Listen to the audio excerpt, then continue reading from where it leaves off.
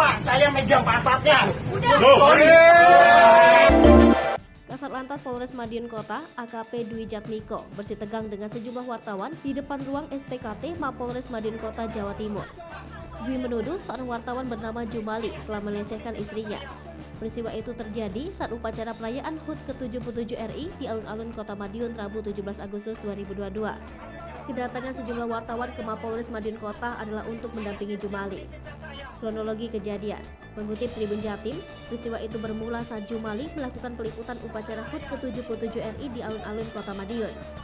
Saat itu, ia bersama wartawan lain baru saja menyelesaikan sesi wawancara dengan Wali Kota Madiun, Maidi.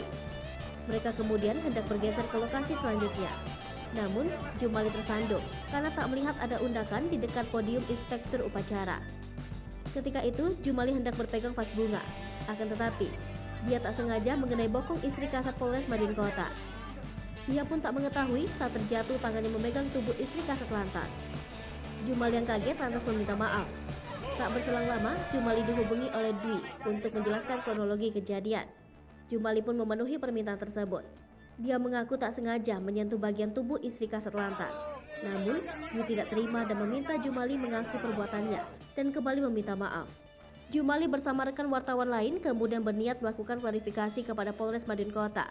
Di sana rekan-rekan wartawan lain yang mendampingi Jumali dan Kasat Lantas malah terlibat adu mulut. Dwi bersikukuh meminta Jumali mengakui perbuatannya dan meminta maaf lagi kepada istrinya. Begitu juga dengan istri Dwi, meminta Jumali untuk meminta maaf kepada suaminya. Bahkan, Dwi membuka baju seragam dinasnya sambil bersuara keras membela istrinya.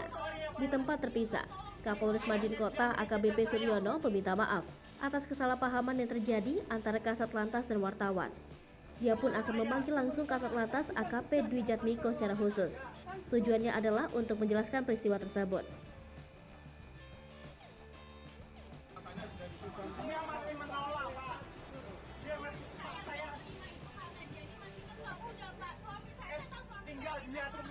Pak, saya megang paspasnya.